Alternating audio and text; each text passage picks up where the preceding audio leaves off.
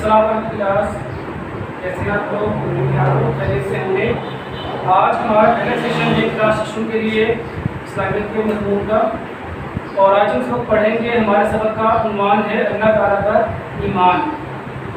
اس سبق میں ہم پڑھیں گے کہ ایمان کسے کہتے ہیں، ایمان لانے کی کیا کیا شرائط ہیں، مومن کسے کہتے ہیں، ایمان کے تقاضے کیا ہیں اور ایمان کے فوائد کیا ہیں۔ آئیے آغاز کرتے ہیں۔ ایمان کے معنی اور مفہوم۔ ایمان کے معنی ہیں کسی چیز کو مان لینا، کسی بات کا یقین کرنا، کسی بات کو تسلیم کر لینا، اسے ایمان کہتے ہیں۔ اس طرح میں اسلام کے اندر ایمان کے معنی کیا ہیں؟ اپنے دل، اپنی جان سے، اپنے ہر عمل سے اللہ تعالیٰ کو ایک ماننا، اللہ تعالیٰ کی توحید پر ایمان لانا، اور ساتھ ہی ساتھ رسالت پر ایمان لانا، یعنی کہ رسول پاک صلی اللہ علیہ وسلم کی رسالت کو ماننا، یہ ایمان کا بنیادی حصہ ہے۔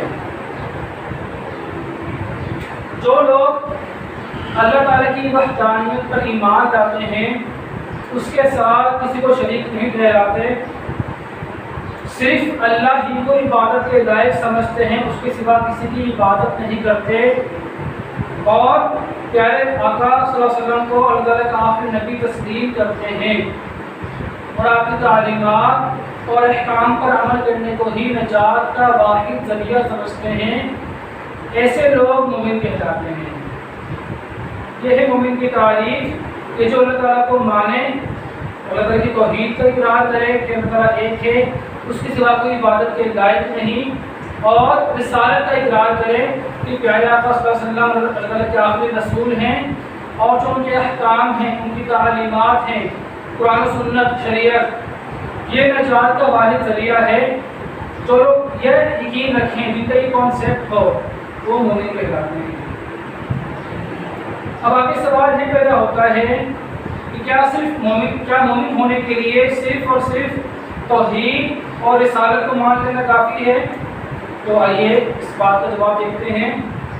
ایک مومن اللہ تعالیٰ کو ماننے کے ساتھ، رسول پاک کو ماننے کے ساتھ ساتھ کچھ اور عقائد پر بھی یقین رکھتا ہے، اس کے عقیدے میں کچھ اور باتیں بھی شامل ہوتی ہیں۔ نمبر 1، فرشتوں پر ایمان رکھنا کہ فرشتے اللہ تعالیٰ کی مخلوق ہیں، جنہیں نور سے پیدا کیا گیا ہے، جو معصوم عن خطا ہیں، جو گناہ نہیں کر سکتے، ان پر یقین رکھنا بھی ایمان کا ایک حصہ ہے۔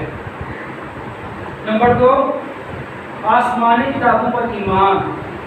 اللہ تعالیٰ نے انسانوں کی ہدایت کے لیے جو کتابیں نازل فرمائے، توریت، زبور، انجیل، قرآن مجید، اور اس کے علاوہ جو صحیفے نازل فرمائے، ان پر ایمان رکھنا بھی ایمان کا حصہ ہے۔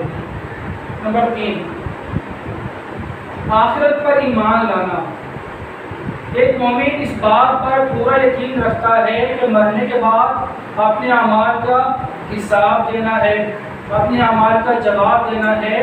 جو اچھے عمل کرے گا آخرت میں اس کو اچھا انعام ملے گا، جو برے عمل کرے گا آخرت میں اس کو سزا ملے گی۔ اس بات پر ایمان مومن رکھتا ہے۔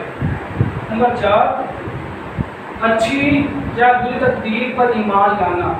کیا بچوں، دنیا میں انسان کو ہر طرح کے حالات سے واسطہ پڑتا ہے۔ بعض اوقات انسان کے حالات بہت اچھے ہوتے ہیں، اور بعض اوقات انسان کے اوپر مصیبتیں، پریشانیاں، تکلیفیں آ جاتی ہیں۔ تو ایسے حالات میں مومن کا یقین ہوتا ہے کہ میری تقدیر اچھی ہو یا بری، اسے بنانے والا اللہ تعالیٰ ہی ہے، اور اللہ تعالیٰ جو کچھ میرے لیے کرتا ہے وہ اچھا کرتا ہے۔ ہمیں نہیں معلوم ہوتا کہ بعض اوقات ہمارے لیے ان مصیبتوں کے بدلے میں کیا کیا راحتیں ملنے والی ہیں، ان سے ہمیں کیا کیا فوائد ملنے والے ہیں۔ تو بہرحال ایک مومن تقدیر پر ایمان بھی رکھتا ہے۔ تو یہ تقریباً 6 باتیں ہو گئی۔ ایک مومن کے ایمان کے بنیادی باتیں ہیں: توحید پر ایمان، رسالت پر ایمان، فرشتوں پر ایمان، آسمانی کتابوں پر ایمان، آخرت پر ایمان، اور تقدیر پر ایمان۔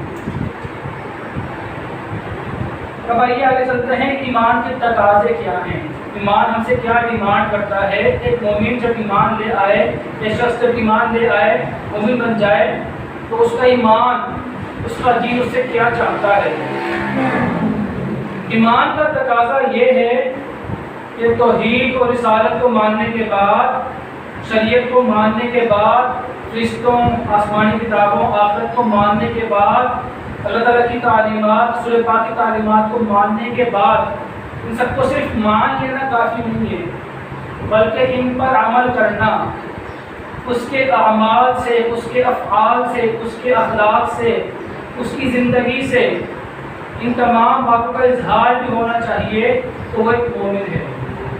اس کا اخلاق اس بات کی گواہی دے کہ وہ مومن ہے، اس کا کردار اس چیز کی گواہی دے کہ وہ ایک ایمان لانے والا آدمی ہے، ایک ہدایت یافتہ شخص ہے۔ ایمان لانے کے فوائد کیا ہیں، اس کو کیا حاصل ہوتا ہے ایمان لانے سے؟ آئیے دیکھتے ہیں۔ ایمان لانے سے انسان بے شمار خوبیاں حاصل کرتا ہے، اسی طرح آخرت کے اجر کا دار و مدار بھی ایمان پر ہے۔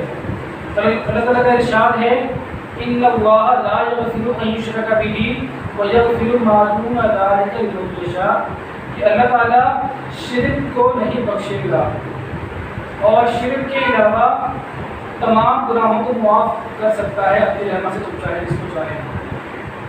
کوئی شخص دنیا میں کتنا ہی نیک کیوں نہ ہو، کتنا ہی اچھے کام کرنے والا کیوں نہ ہو، جب تک وہ ایمان نہیں لائے گا تو آخرت میں اس کو اس کے اعمال کا کوئی فائدہ نہیں ہوگا۔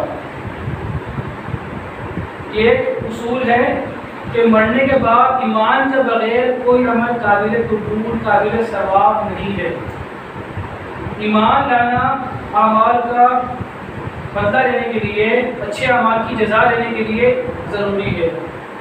جو شخص ایمان ہی نہیں لائے گا تو بھلے وہ کتنا ہی نیک کام کرنے والا ہو، مرنے کا وقت اس کو اس کے اعمال کا فائدہ نہیں ہوگا۔ ٹھیک ہے، تو آخرت کے اجر کا دار و مدار بھی ایمان پر ہے، یعنی جو ایمان لانے والا ہوگا اس کو ہی آخرت میں انعام ملے گا۔